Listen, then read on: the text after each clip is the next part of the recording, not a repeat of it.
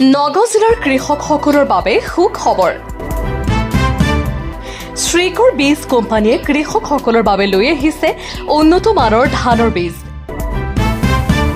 কৃষকসকলৰ বাবে এইবাৰ শ্ৰীকৰ বীজ কোম্পানীয়ে লৈ আহিছে উন্নত মানৰ ধানৰ বীজ। বিজ্ঞান আৰু প্ৰযুক্তিবিদ্যাৰ সময়তে কৃষি ক্ষেত্ৰত এক প্ৰকাৰ যেন কৃষকসকলক উন্নত মানৰ বীজ যোগান ধৰি এক প্ৰকাৰ কৃষি বিপ্লৱৰ সূচনা কৰিছে। নগাঁও জিলাৰ বিভিন্ন প্ৰান্তত শ্ৰীকৰ কোম্পানীৰ ধানৰ বীজৰে খেতি কৰি যথেষ্ট লাভান্বিত হৈছে। উক্ত কোম্পানীটোৱে শালি ধানৰ কালাহীৰা, মিলন আৰু চানা নামৰ উন্নত মানৰ ধানৰ বীজ লৈ আহিছে কৃষকসকলৰ বাবে। এই কোম্পানীৰ ধানৰ বীজ খেতি কৰিলে কোম্পানীৰ প্ৰতিনিধিসকলে সকলো সময়তে পৰামৰ্শ আগবঢ়োৱাৰ লগতে কঠীয়া পৰাৰ পৰা শস্য চপোৱালৈকে যোগাযোগ ৰাখে। গতিকে এই কোম্পানীৰ বীজেৰে খেতি কৰি আপুনিও উপকৃত হওক। News desk report, Batadrava live. খেতি বাতিটো মানুহে এতিয়া প্ৰতিযোগিতা আৰম্ভ কৰিছে, কোনে ভাল বীজ প্ৰডাকশ্যন দিব পাৰে, ভাল উৎপাদন কৰিব পাৰে। এই ক্ষেত্ৰত আপোনালোকৰ কোম্পানী কি পদক্ষেপ গ্ৰহণ কৰিছে? তো নমস্কাৰ। প্ৰথমতে আমি ইয়াত আহিছোঁ আমাৰ শ্ৰীকৰ চিডৰ হায়দৰাবাদৰ কোম্পানী। এই হায়দৰাবাদৰ কোম্পানীয়ে ৰাইজৰ উৎপাদনৰ হিতাৰ্থে এটা উন্নতমানৰ কঠীয়া ৰাইজৰ আগত তুলি ধৰিছে। এইটো হাইব্ৰিড 2123 হাইব্ৰিড ধান। এইবাৰ মানুহে হাইব্ৰিড ধান 2123 ধান কৰি বহুত লাভৱান হৈছে। এই ধানৰ কিছুমান বৈশিষ্ট্য আছে যি নেকি ধান সহজতে পৰি নাযায়, নন লজিং, আৰু ইয়াৰ পোখাৰ সংখ্যা বেছি, পাছ কাটিবিলাক ঘন হয়, আৰু ইয়াত কোনো বেমাৰ আজাৰ নধৰে। আৰু কৃষকৰ পৰা যিখিনি আমি পৰামৰ্শ পাইছোঁ বা সিহঁতৰ যিটো ছাপোৰ্ট দেখিছোঁ, খেতিয়কৰ যিটো উৎসাহ উদ্দীপনা দেখিছোঁ যে এইটো খেতি কৰি সিহঁতৰ বহুত লাভৱান হৈছে। তো অহাবাৰ আমাৰ এইটো ধান বেছিকৈ কৰিব বুলি আশাবাদী আমি। দেখা গৈছে শালি ধানৰ এতিয়া ছিজন আহি আছে, শালি ধানৰ ক্ষেত্ৰত আপোনালোকৰ কোম্পানীয়ে কি ব্যৱস্থা? আমাৰ শ্ৰীকৰ চিডৰ লিমিটেড কোম্পানী হয়। এই কোম্পানী এটা উন্নতমানৰ আমাৰ শালি ধান আছে। শালি ধান বিশেষকৈ যমুনা ছেগমেণ্টৰ আমাৰ শ্ৰীকৰ মিলন, এই মিলন ধানটো ৰাইজৰ আগত এতিয়া আমি তুলি ধৰিছোঁ। আজি 3 বছৰ ধৰি এইটো ধানটো চলি আছে। বহুত ধুনীয়া ৰিজাল্ট। যমুনা ছেগমেণ্টৰ হয়, এইটো ৰিচাৰ্জ ধান হয়, আৰু এইটো ধান কৰিলে উৎপাদন বেছি পাব, আৰু খোৱাটো ভাল, গছ পৰি নাযায়, পোখাৰ সংখ্যা বেছি ওলায়, আৰু ইয়াত কোনো বেমাৰ আজাৰ নধৰে। বেলেগ ধানৰ তুলনাত এইটোৰ প্ৰডাকশ্যন বেছি পাব ফাৰ্মাৰে। আৰু কিছুমান মানুহ আছে যে অলপ চিকন ধান কৰে, মাছুৰী ছেগমেণ্টৰ ধান কৰে, 7029 ছেগমেণ্টৰ। তো আমাৰ এটা ধান আছে SS চানা।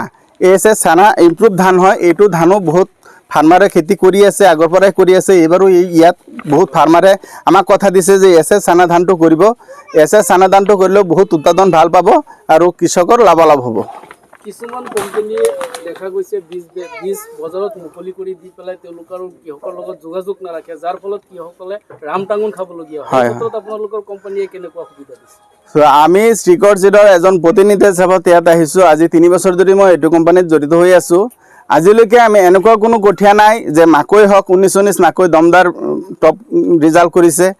তাৰপিছত আমি 2123 আমাৰ হাইব্ৰিড ধানৰ ৰিজাল্ট ভাল হৈছে। মিলন ধান, চানা ধান, আমি যে ধান কঠীয়া বিক্ৰী কৰিয়ে যে আমাৰ দায়িত্ব হয় এইটো নকৰোঁ। আমি বিশেষকৈ ফাৰ্মাৰৰ লগত একদম যিদিনাখনৰ পৰা কঠীয়া নিব তেতিয়াৰ পৰা আমাৰ দায়িত্বটো বাঢ়ি যায়।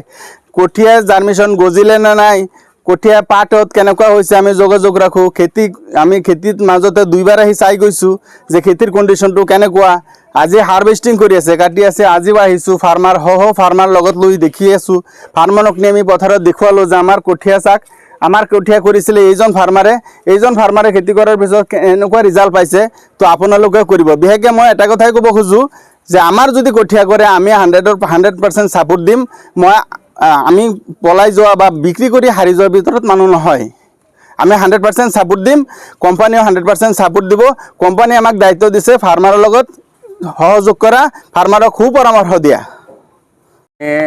এজনী কোম্পানীৰ পৰা এইবছৰ 10 পেকেট ধান আনিছোঁ। শ্ৰীকৰ কোম্পানী 2123 10 পেকেট ধান আনিছিলোঁ। যোৱা বছৰৰ পৰা এইবছৰ মই লাভৱান পাইছোঁ। ধানৰ গাঁথনিটো ঘন, ধানৰ হেৰিটো মানে এই হেৰিটো যে এইটো মানে সেইটোৰ পৰা এইটো মানে অলপ ঘন, আৰু প্ৰডাকশ্যনটো ঘন বেছি। আৰু এইবছৰ যে আমি ধান খেতি লগাইছোঁ, যোৱা বছৰ বহুত জাতৰ এই মেডিচিন মাৰিছোঁ, পোকা ধৰিছিলে হেৰি কৰিছিলে, কিন্তু এই বছৰ মানে পোকাটো কম ধৰিছে আমাৰ। এতিয়া আগতকে আপুনি ফলাফল বেছি পাইছে বুলি হয়। কি ক'ব বাকী কৃষকসকলক আপুনি কি ক'ব? এতিয়া আমি এইবছৰ দাদা মানে কোম্পানীৰ পৰা 10-15 পেকেট ধান আনিছিলে, পিছত মই 10 পেকেট ধান আনিছোঁ আৰু মই এইটো ধান 6.5 বিঘা মাটি লগাইছোঁ। 6.5 বিঘা মাটি লগাওঁতে এইটো ধানেই লগাইছোঁ, কিন্তু আমি যোৱা বছৰৰ পৰা আৰু বেলেগ খেতিৰ পৰা মই চাইছোঁ, বেলেগ এটা মই চৰাই এটা চাইছোঁ, সেইটোৰ পৰা মানে 8টা ধান মই বেছি পাইছোঁ বেলেগ ফাৰ্মাৰৰ বেলেগ ধানৰ পৰা। বেলেগ ফাৰ্মাৰে খেতি কৰিব বুলি আৰু মই সেইবিলাক যেনেকা এই যে বেলেগ বীজ যিটো সেইটো বীজটো যেনেকা মানে এইটো যিমান দাৱাই লাগিছে এইটো ইমান দাৱাই লগা নাই, কম দাৱাতে মানে হৈ গ'ল। আপুনি এই কোম্পানীৰ পৰা বীজ ক্ৰয় কৰি ইতিমধ্যে খেতি কৰিছে, কি ক'ব? না ভাল ফলাফল পাইছোঁ বুলি মই প্ৰমাণ আছে মোৰ তাত। বাকী কৃষকসকলক কি হ'ব? মই আপত্তি জনাম, মোৰ মানে হিচাপত চবেই কৰিব লাগে আৰু কৰিব বুলি বহু আশা ৰাখিছোঁ। আৰু আপুনি বীজ ক্ৰয় কৰি যেতিয়া খেতি কৰিছিলে, কোম্পানীৰ ফালৰ পৰা আপোনাক যোগাযোগ পৰামৰ্শ দিয়া হৈছিলে নেকি? যোগাযোগ মেক্সিমাম মোৰ লগত 30 দিন হৈছে। বাকী কোম্পানীবিলাকে কৰেনে? নাই এতিয়ালৈকে মই দেখা নাই।